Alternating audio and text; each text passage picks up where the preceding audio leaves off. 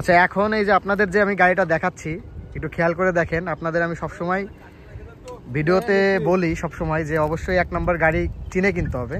তো আজকে ঘুরতে ঘুরতে একটা মানে একের উপরে এক যে গাড়ি, মানে এটা বলা ঠিক না, আমি একটা গাড়ি খুঁজে পাইছি আস্তে আস্তে। এটা হচ্ছে বালিয়াকান্দি না মধুখালীর ভিতরে, মধুখালীর ভিতরে।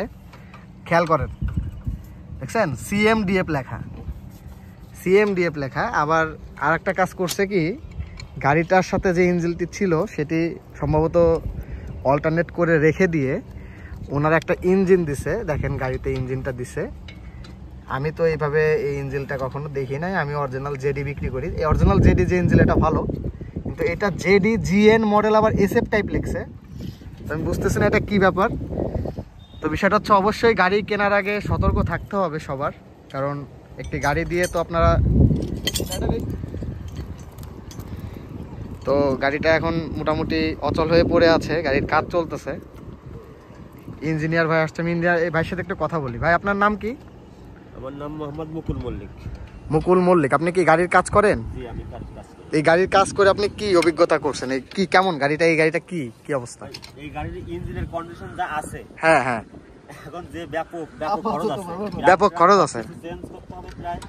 আর পালিশ করে যদি টেকে, মানে সেরকম লোড দিয়ে চালানো যাবে না। বুঝতে পারছি। তো মোটামুটি মানে ইঞ্জিনের অবস্থা মোটামুটি বেশি একটা ভালো নাই, খুবই খারাপ। স্টার্ট দিলে না বুঝতে পারবেন, মানে লোড শুধু ইঞ্জিন, মানে খালি ইঞ্জিনে লোড নিচ্ছে না। বুঝতে পারছি, লোড নিচ্ছে না। ঠিক আছে ভাই, তাহলে তো বন্ধই হয়ে যাবে। বুঝতে পারছি। তো এই হলো অবস্থা। তো অবশ্যই আপনারা গাড়ি কেনার আগে সতর্ক হয়ে গাড়ি কিনবেন। এই যে বিল্ডার্সের গাড়ির যে এখানে যে চ্যাং2 লেখা থাকে, এই দেখেন, এই মানে এটাও চ্যাং2ই বলে, কিন্তু দেখেন বানানটা ভুল করে দিছে। এখানে CHUNNG, এই বানানটা দেখেন ভুল। তো এইগুলো কেনার আগে অবশ্যই ছোট ছোট ডিটেলস যেগুলো আছে এগুলো আপনাদের খেয়াল করতে হবে, তাহলে হয়তো আপনারা গাড়ি কিনতে গিয়ে ঠকবেন না। ঠিক আছে ভাই, ভালো থাকবেন।